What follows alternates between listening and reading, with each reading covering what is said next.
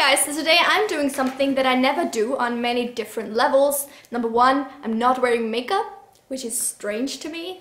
I don't think I've done like a sit-down, proper, not vlog style video without makeup in a really long time because I don't know, like I have to sit through editing this and I don't want to look at my non-makeup face for that long, I think.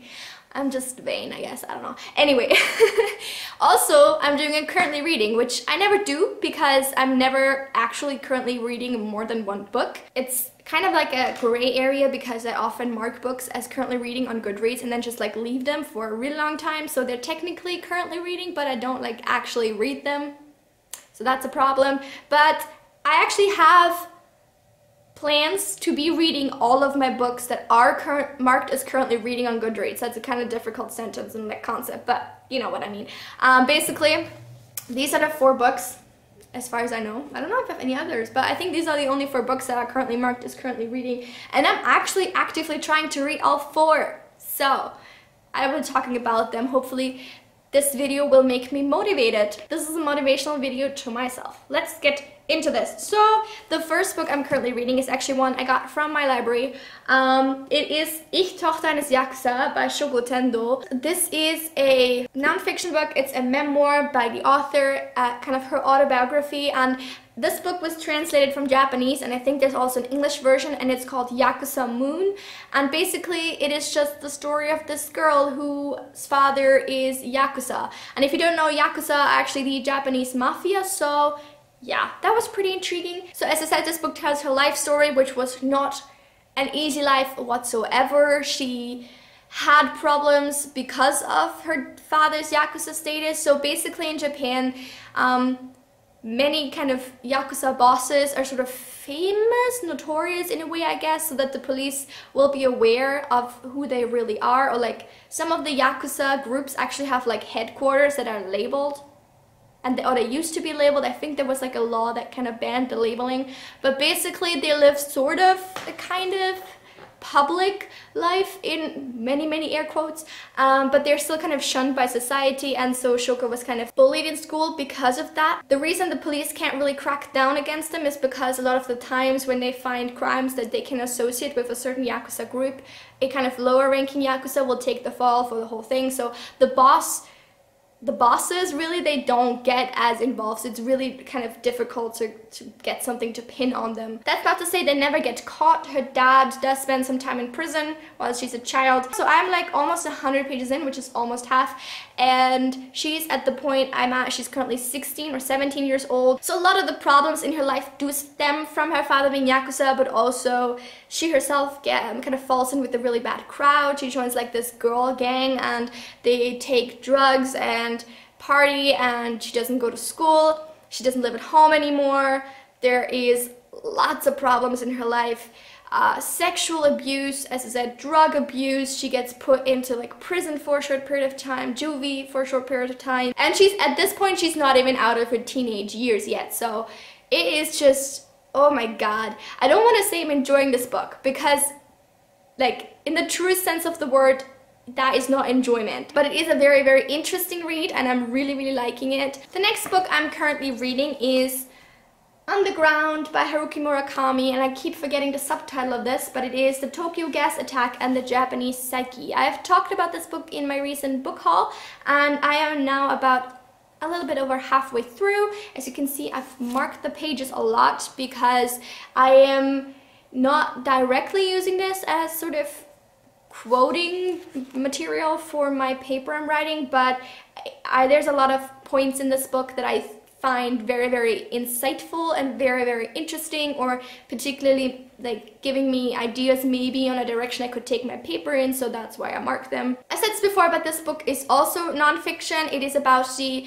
1995 gas attack on the Tokyo subway system. So there were, I think, 6 different subways that were affected. For this book, Haruki Murakami interviewed the people that were involved in this and affected by it. So many of them were either kind of working at the subways or kind of on their way to work. And I think that this book is really good. And again, it's hard to say I'm enjoying it, but it is so I don't know, impactful in a way, because with this book Murakami has managed to give these people a voice. He has said it himself, he thinks that the media after the attacks very much focused on the perpetrators, which was a religious sect called Shinrikyo, and obviously their trials and like the way the police catching them and stuff like that kind of monopolized the media's attention, whereas the victims weren't really mentioned as much. So I really appreciated that. I thought he did a wonderful job of it. This book I think is very dense, but because of that it is also a page turner and gripping, I think. Basically has divided this book into different chapters that all focus each on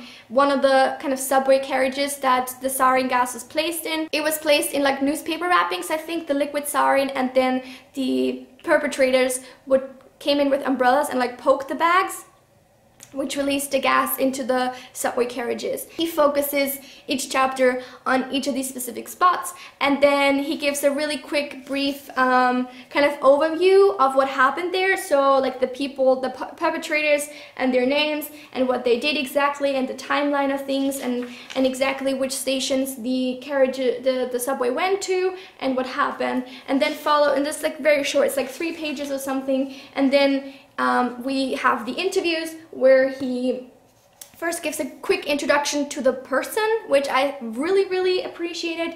They all have a name, you know, they're not just a statistic, they're all individual people, and he kind of talks about them and their life. And then in the interview part, they also tell us like how they came to be at this place, so where they work, their family life, stuff like that. Just really brief, all of it. So none of this book is rambling or superfluous, I think, which is really nice. It just gives you, you know, just bare necessities, but still I think that they are necessary, these like introductions into these people's lives to really comprehend the effect that this attack had on them. Yeah, it's really just fascinating book to read, and I think that this is definitely in the fast track on becoming one of my favorite books this year already, and I'm not even finished with it. So yeah. The next book I'm currently reading is somehow, again, with terrorism. This is How to Fight Islamist Terror from the Missionary Perspective. This is How to Fight Islamist Terror from the Missionary Position by Tabish Kayer. And I've been reading this book for a while. I'm like 60 pages in, and somehow it just, it is interesting. It is a fiction story, and it is about these 2 guys. I think one is Pakistani and the other is an Indian or something, and they live in Denmark, and they have no place to live, so they move in with a fundamentalist Muslim on accident. They don't realize he is a fundamentalist Muslim, and I believe at the end of the book, kind of that's what it leads up to. He kind of commits some sort of terrorist attack, but I don't know, it just alluded to all the time in the book. And somehow, like when I first picked it up, I was really intrigued, because first of all, the premise sounds pretty interesting. Second of all, I heard that this is supposed to be somewhat of a satire, which is always good. I don't know, I wanted to read it. It's also very short. All of these are so short, and I still kind of can't get through them. I don't know what's happening. It just kind of is losing a little bit of my interest at this point, because nothing is happening all that much. So I'm really hoping it's gonna pick up soon, because I want to like this book, okay? And then finally, the book I've been reading for the absolute longest time ever.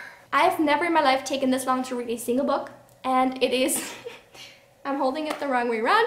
It is Sekai Kara Boku ga Kieta Nara by, I don't know, I can't read kanji names. Kanji names are the worst, or name kanji I should say. Name kanji are the worst, I can't read them. Basically, obviously, as you can see, this book is in Japanese. I started reading this last summer, I think, June maybe. So yeah, literally, basically a year. It's ridiculous. The next ridiculous thing is that I'm literally 30 pages off the end, oops, and I don't know what is happening. I really like this book a lot. It is really not that difficult to read. Somehow I just have this really random blockage in my head that is keeping me from reading this, and I've talked about this book before, I think, in other currently reading videos, because I'm literally always currently reading it theoretically, but really not. I tried putting this in my bag at all times, so I would have to read it when I travel places, but then I started reading ebooks, and then that was a thing, and I really have to read this book. I have to finish this book. This book follows a cat. And And the cat's owner is diagnosed with, I think, brain cancer, and after his diagnosis he's visited by a demon that tells him he will extend his life in exchange of one thing disappearing from the world every single day, that he gets to live longer, basically. And this book is told, as I said, from the perspective of the cat. Oh, and I don't think I translated the title. It's called What If I Disappeared from the World, or What If Cats Disappeared from the World. Somehow there's two different titles, but the outcome is the same, given that the I is the cat. So each of these chapters is just like one thing disappearing. So like phones, movies, clocks, cats, stuff like that. The cat thing is where I'm at right now, and it's really interesting. Basically, every single day he has to make the decision, do I want to keep living or do I want to sacrifice this one thing? And it's not just the things that disappear, also everything related to those things disappears. So for example, relationships that he has forged with people over a certain thing, like someone he met over the phone or something, or in relation to movies, like things like that, because the fact that it's disappearing essentially is equal to it's never existed. So yeah, it's a really, really interesting, gripping book, and I'm so excited to see how it ends. I'm also really nervous to see how it ends, because somehow there can't be a good outcome, and I think that might also contribute to why I haven't actually finished it yet, just because I know it's gonna be sad either way, and but still, I need to get a fucking grip and read this book. Okay. So that is the books that I'm currently reading, and I don't know, I'm enjoying all of them except for maybe the How to Fight Islamist Terror. I mean, it's not a bad book, but I mean, all the others are really, really good books, I think. I'm kind of trying to actively steer clear of books right now that are going to really entice me and that are really going to like feed my passion, because those are usually the kind of really more fun books, I would say. They're still good books, but fun books, you know, when it's like action and adventure and romance and fantasy and stuff like that, that like if I pick up a book like that and I love it, I will literally dedicate every single moment of every single day that I can spare to reading it. I will cancel plans, I will like procrastinate on uni, I'll do everything I can to continue reading it, and that means that I blaze through it. So basically, if I want to, I could do that all the time and like not do anything except for reading books like that I can like actually devour. But I've already done that a lot this month. I've already read like 5 books that were like that. At least. I've already read like 5 books this month that fell into this category, and it's like not even halfway through the month. So that is fucking ridiculous, and I need to take a break. So I'm trying to make myself read these books that I know are a little bit more slow burn, and that I can kind of savor as I go along, and that I won't need like all of the self-control that I don't have in the first place to kind of keep myself from reading. And I'm trying to focus on these for now, because I do have a lot of stuff that I could be reading that I really want to read as well, but I'm trying to just like take a little bit of a break before I really want to jump into this like 24/7 only reading sort of life, which was me the last 2 weeks, so you know. Anyway, I'm gonna end this video here because maybe my camera is already dying, I don't know. Is this long? I didn't think this video was gonna be that long. I just wanted to sit down and talk about these books with you because they're good books, and I needed to voice my thoughts on them, even though I'm not wearing makeup. So yeah, excuse that. Next video I'll be back with the full glam. It's not, I mean, glam is a little bit maybe of an overstatement, given that I take like 2 minutes to do my makeup for these videos most of the time. But yeah, it's still a rare situation that I don't wear any makeup. Anyway, guys, I will see you very soon with another video. I don't know if I'll put this up on like the normal times, or I'll just like, you'll get an extra one in between. If that's the case, I hope you enjoyed it, and come back on Tuesday for the actual video that I have planned for this week. So I will see you then. Don't forget to come back, and yeah, bye!